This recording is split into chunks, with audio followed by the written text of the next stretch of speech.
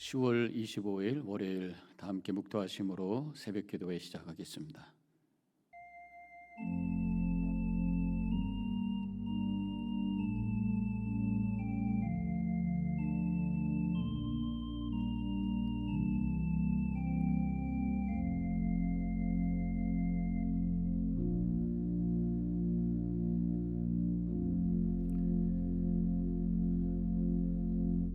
저희들을 깨우시고 또 선물로 새날을 허락해 주셔서 오늘 말씀 붙들고 주님 바라보며 하루를 출발할 수 있도록 은혜 주심을 감사합니다. 오늘 이 날이 마지막인 것처럼 최선을 다해 살아가게 해주시고 오늘 이 날을 통해서 하나님께 영광 돌릴 수 있도록 주님 바라보며 살아가게 하여 주옵소서. 이 날 사랑하며 살기를 원합니다. 모든 사람들과 기쁨으로 만나고 축복하며 서로에게 은혜를 나눌 수 있는 행복한 만남이 우리 주변 가운데 일어나게 하여 주시옵소서. 나로 인하여 한 사람도 아파하고 힘들어하지 않도록 우리의 말과 생각과 행동을 가장 선한 길로 인도하여 주시옵소서. 드려지는 이 예배 받아주시고 오늘 주님과 영적으로 교통할 때에 주님의 마음이, 주님의 사랑이 우리의 심령 속에 가득히 채워지는 이 아침 되게 하여 주시옵소서. 감사하며 예수님의 이름으로 기도합니다. 아멘. 다 함께 찬송가 90장 함께 부르시겠습니다.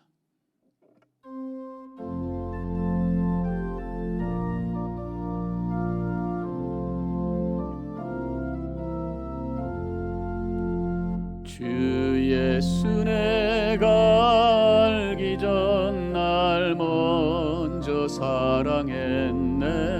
그 크신 사랑 나타나 내 영혼 거듭났네. 주 내 맘에 늘 계시고 나 주의 안에 있어 저 포도나무 같으니 참 좋은 나의 친구. 내 친구 되신 예수님 날 구원하시려고 그 귀한 몸을 버리사 내 죄를 대속했네. 나 주님을 늘 믿으며 그 손을 의지하고 내 몸과 마음을 바쳐서 끝까지 충성하리. 내 진실하신 친구여 그 은혜 내려주사 날 항상 보호하시고 내 방패 되옵소서. 그 풍성한 참 사랑을 네 능히 끊을 소냐.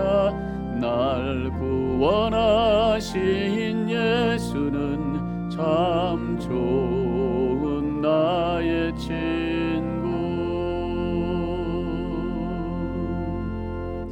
오늘 말씀은 에스겔 26장 1절로 6절 그리고 15절로 18절까지 말씀입니다. 제가 봉독해 올리겠습니다. 11째 해 어느 달 초하루에 여호와의 말씀이 내게 임하여 이르시되 인자야 두로가 예루살렘에 관하여 이르기를 아하 만민의 문이 깨져서 내게로 돌아왔도다. 그가 황폐하였으니 내가 충만함을 얻으리라 하였도다. 그러므로 주 여호와께서 이같이 말씀하셨느니라.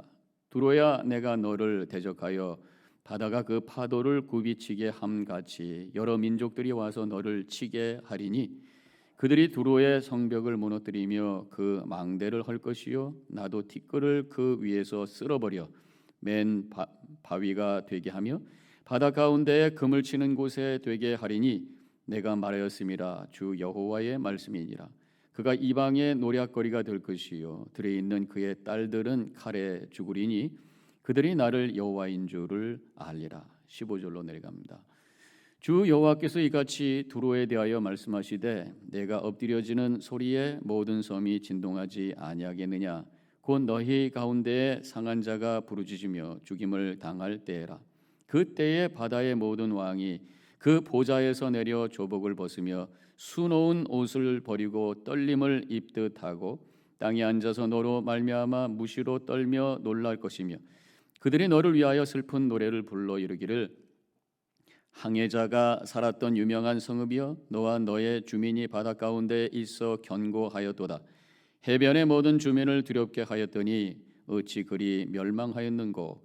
내가 무너지는 그날에 섬들이 진동할 것이며 바다 가운데의 섬들이 내 결국을 보고 놀라리로다 하리라. 하나님의 말씀입니다. 오늘 이 말씀은 두로의 멸망에 대한 말씀이에요. 이 두로는 지중해 연안에 있는 그 해상 도시가 되죠. 무역을 해서 돈을 많이 벌은 아주 풍성한 아주 발달한 그러한 도시였습니다. 근데 이렇게 해상 도시, 항구 도시라고도 할 수 있겠죠.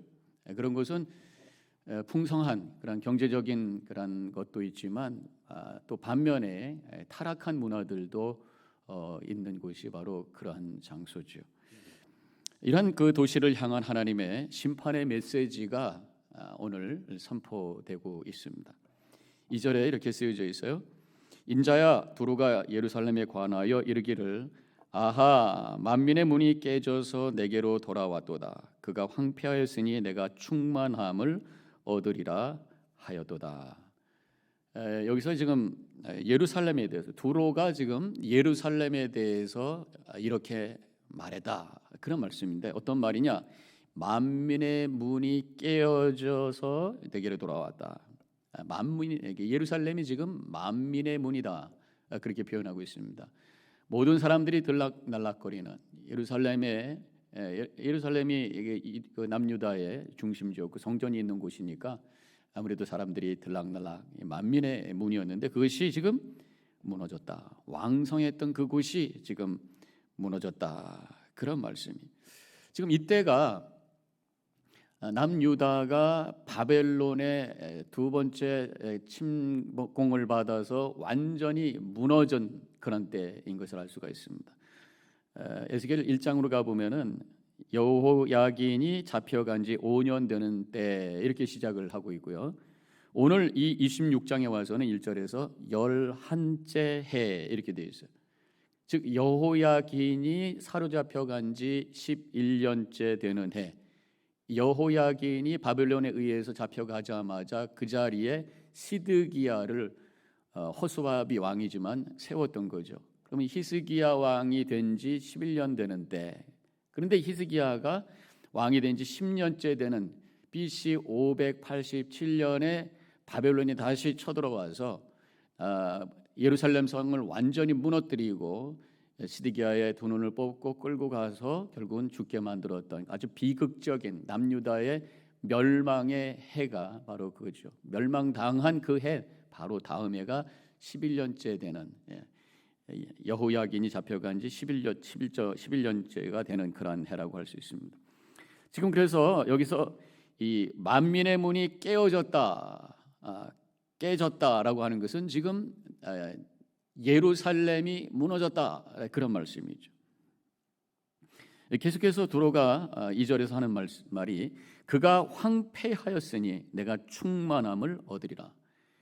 예루살렘이 지금 바벨론에 의해서 완전히 무너지고 황폐하게 되었는데 그것이 우리 두로에게는 더 충만함, 복이 되었다. 사람들이 예루살렘 글로 몰려가던 사람들이 이제 그것이 무너졌기 때문에 자기가 두로가 더 중요한 그런 위치가 되었다. 그런 표현이라고 할 수 있어요. 이것은 지금 남유다가 망한 것 때문에 자신들이 더 풍성함을 누리게 되었다. 남의 패망이, 남의 실패가 나에게 유익이 된 것, 이것을 지금 즐거워하고 있는 표현이라고 할 수가 있습니다. 이것은 하나님 보시기에 죄라고 하는 것을 알 수가 있어요. 이렇게 지금 말하고 있는 두로에 대해서 3절에 이렇게 말씀이 선포되고 있습니다. 그러므로 주 여호와께서 이같이 말씀하셨느니라. 도로야 내가 너를 대적하여 바다가 그 파도를 굽이치게 함같이 여러 민족들이 와서 너를 치게 하리라. 남유다의 멸망을 기뻐하고 그 덕에 우리가 더 중요한 도시가 되었다고 좋아하는 그들을 향해서 하나님께서 다른 민족들을 통해서 너희들을 치게 할 것이다. 심판의 선언을 하고 있습니다. 다른 사람의 슬픔과 고통과 실패가 나의 복으로 나의 기쁨으로 누리고 생각하고 있는 것, 그거 하나님의 뜻 아니다 라고 분명히 말씀하시는 거예요. 사람들의 심리 속에서는 이상하게 다른 사람들이 잘 되면 속이 상하고 다른 사람들이 불행해지면 은근히 기쁘고 뭐 이런 마음이 있는, 이게 죄성의 하나의 증거죠. 그래서 우리 한국 속담에 사촌이 땅을 사면 배가 아프다. 남이 잘 되면 괜히 내가 나한테 잘못한 것도 아닌데 그 사람이 잘 된 것 때문에 내가 그냥 기분이 나쁘고 속이 상하다 그러니, 이 질투와 시기심의 어떤 인간의 어떤 죄된 심리를 여기서 말하고 있는 거죠. 반대로 남이 잘 못 되면 기분 좋다. 일본의 속담에 남이 잘 되면 꿀맛이다, 이런 말이 있다고 그래요. 이런 어떤 인간의 어떤 심리, 죄된 그런 심리, 이런 것을 갖고 글을 쓴 분이 계시는데, 리처드 스미스라고 하는 분이 한국말로 번역된 제목입니다만은 쌤통 심리학 이렇게 번역된 제목이 있습니다. 원문을 제가 찾아보니까 The joy of pain, 다른 사람의 페인이 나의 기쁨, 조이가 된 이제 그러한 것을 얘기하는 거죠. 이 제목을 쌤통 심리학이라고 아주 재밌게 번역을 한 거예요. 이 책의 부제를 한국 책에서는 타인의 고통을 즐기는 은밀한 본성에 관하여 이렇게 되어 있다. 타인의 고통을 즐기는 인간의 은밀한 본성에 대하여. 제가 뭐 책을 읽어본 건 아니지만 이 제목만 보면서도 괜히 공감이 되는, 우리 인간의 어떤 질성을 드러내는 그러한 이야기겠구나라는 생각이 들어요. 그런데 제가 생각을 해봤어요. 다른 사람들의 고통을, 아픔을 왜 내가 기쁨으로 그것을 누리는 사람이 있을까? 그것이 다른 사람의 실패와 아픔이 상대적인 우월감을 주는 거예요. 이것은 열등감이 심한 사람일수록 그것이 더 많이 드러난다는 거예요. 열등감으로 눌려 있는데 어떤 사람이 나보다 더 어려운 가운데 있다, 상대적으로 나는 괜찮은 사람이다, 은근히 기뻐요. 이게 인간의 죄성이라는 거죠. 또 한 가지 이유가 있다면, 뭐 그건 그래도 첫 번째보다 나은 거라고 할까요? 다른 사람의 고통을 보면서 그 사람이 받을 죄의 값을 했다라고 생각하면서 기뻐하는 거예요. 일종의 정의감에 대한 성취라고 좋게 표현할 수가 있겠죠. 특별히 나를 힘들게 했던 어떤 사람이 고통을 당하면 이건 하나님이 저의 사람에게 벌 준 거다, 그런 생각을 가지고 막 쾌재를 부리고 할렐루야까지 할 수 있는 그런 마음이 인간에게 있다고 하는 거죠.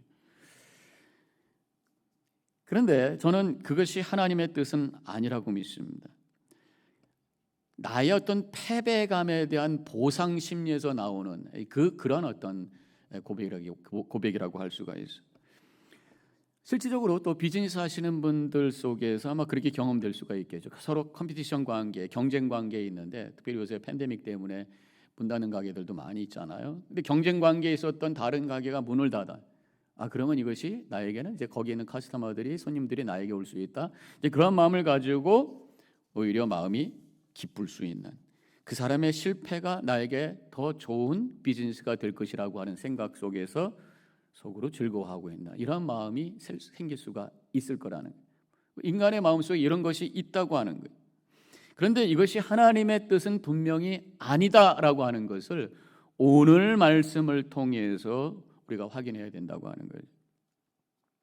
그 사람이 어떻든 간에 나를 좀 힘들게 했던 사람인지이든지 나와 경쟁 상대이든지 간에 그 사람의 고통은 그 자체는 그저 고통일 뿐이라는 거죠. 우리 하나님의 마음은 그런 거예요. 모두가 구원받기를 원하는, 하나님은 세상을 이처럼 사랑하사 독생자를 주셨어요. 모든 사람들은 하나님의 구원의 대상인 거예요. 그렇기 때문에 그들이 아파할 때 우리 하나님도 아파하신다고 하는 것으로 고백해요. 이런 하나님의 마음을 우리도 가질 수가 있어야 된다는 거죠. 자꾸만 우리는 서로 비교하면서 비교적으로 또 상대적으로 또 나하고 관계를 해서 다른 사람을 자꾸만 생각하는, 그래서 나하고 동질 업종에 있던 사람이 잘 안 되면 그것이 나에게 유익이 된다고 생각하고 그 사람이 나에게 잘못했기 때문에 그렇게 고통당하는 것이 맞다고 생각하고 이렇게 어떤 비교적으로 또 나하고 관계하면서 그 사람을 보게 된다는. 그러나 우리 하나님께서 원하시는 것은 그 사람을 하나의 그저 존재로서, 인격적인 하나의 존재로서, 하나님의 피조물로서 우리가 바라볼 수 있는, 이것이 우리가 가져야 될 어떤 영적인 모습, 그것이 영성이라 할 수 있어요. 그것이 하나님의 마음인 거예요. 그 사람이 어떤 사람이든 간에 그 사람의 아픔을 내가 느낄 수 있는, 그 사람의 실패와 어려움을 그 사람의 고통으로 바라보면서 내가 느낄 수 있는 이런 공감의 능력, 저는 그것이 사랑이라고 믿습니다. 사랑은 다른 사람의 아픔을 100% 그 사람이 갖고 있는 느낌을 갖는 것은 아닌지 모르지만 내가 공감할 수 있는 그 마음, 이것이 사랑이라고 할 수 있죠. 이러한 성숙한 모습을 가지고 살 때에, 이런 성숙한 신앙을 가지고 살 때 하나님께서 그를 통해서 은혜를 흘려보내고 그를 통해서 하나님 나라를 세우는, 그를 통해서 하나님의 구원의 역사에 귀한 사명을 감당할 수 있도록 이끌어 주신다고 하는 것입니다. 15절에서 주 여호와께서 이같이 두로에 대하여 말씀하시되, 이제 이렇게 바뀌어요. 지금까지는 두로가 이스라엘에 대해서, 예루살렘에 대해서 말한 거죠. 예루살렘에 대해서 만민의 문이 깨져 내게로 돌아왔도다. 너희들이 망한 것이 나에게는 기쁨이다. 이렇게 지금 막 얘기를 한 거잖아요. 그러고 나서 하나님께서 두로에게 말씀하신 거예요. 지금 두로가 예루살렘의 멸망에 대해서 기뻐하고 있을 때에 그 다음에 하나님께서는 두로에 대해서 말씀하시는데, 바로 두로가 예루살렘을 놀리고 비하는 말을 할 때에 하나님께서 그 다음에 그들을 향해서 심판과 멸망의 메시지를 선포하고 계시다고 하는 것입니다. 지금 순서가 어떻게 된 거예요? 내가 먼저 말한 거예요. 그리고 하나님께서 말하신 거예요. 저는 이것이 교만의 모습이라고 믿습니다. 순서가 바뀌어야 되는 거예요. 하나님께서 말씀하시고 그 말씀에 대해서 우리가 듣고 응답하는, 하나님 먼저 말씀하시고 그 다음에 내가 말하는, 이것이 바른 순서라고 하는 거죠. 하나님께서 말씀하실 때에 그 말씀이 무엇이겠어요? 사랑하라고 하는 말씀이죠. 그러면 우리가 그것에 대한 응답으로 사랑하게 되어 있어요. 복음 전하는 말씀을 먼저 우리가 들을 때에 복음에 대한 열정을 가지고 그리스도의 사랑과 복음의 메시지를 선포하는 삶을 살게 되어 있어요. 그런데 하나님의 말씀이 없이 내가 먼저 말할 때에 내 중심적인 말, 교만의 말, 그런 말을 먼저 선포하게 돼요. 그때 하나님은 그 말씀에 대해서 심판의 응답을 하신다고 하는 것을 오늘 본문을 통해서 보게 됩니다. 우리가 여기서 우리가 깨달아야 될 분명한 메시지는 내 말이 하나님의 말씀보다 앞서지 말아야 되겠다고 하는 것이. 그때 잘못 그렇게 할 때에, 내 말이 먼저 앞설 때에 하나님의 심판의 메시지를 내가 들을 수 있구나라는 그런 말씀이죠. 하나님의 말씀 듣는 것을 먼저 할 때에 나를 통해서 하나님의 거룩한 역사가 일어나게 된다고 하는 것입니다. 그렇기 때문에 우리가 하루를 시작하기 전에 먼저 해야 될 것이 바로 듣는 시간, 하나님의 말씀을 듣는 시간에 하나님의 말씀을 묵상하고 그 말씀을 깊이 들으면서 큐티하면서 하나님의 음성을 듣고 그 말씀에 감동을 갖고 그 말씀을 나의 삶의 지표로 삼고 기준으로 삼고 원리를 삼아서 하루를 살아갈 때 그 인생이 아름답고 하나님의 뜻을 이룰 수 있는, 또 우리의 삶의 주변에 하나님 나라를 세울 수 있는 그 쓰임받는 인생을 살게 되는 줄로 믿습니다. 오늘 하루가 시작이 됩니다. 오늘 하루도 오늘 말씀을 들었어요.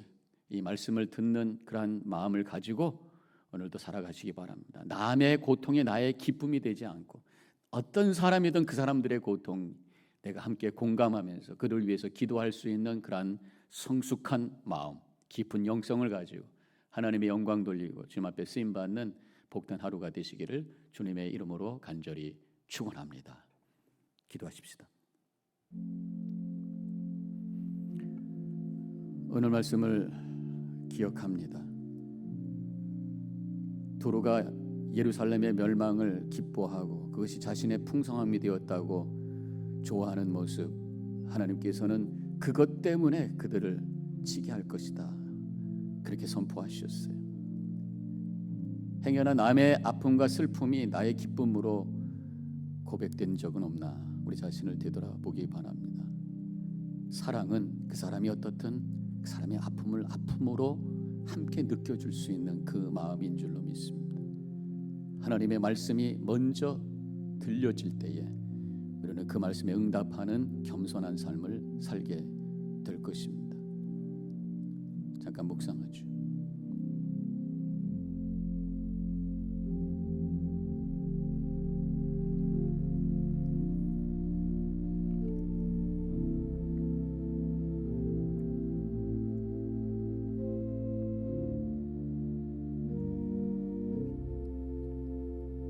오늘도 겸손히 하나님의 말씀을 먼저 들었습니다.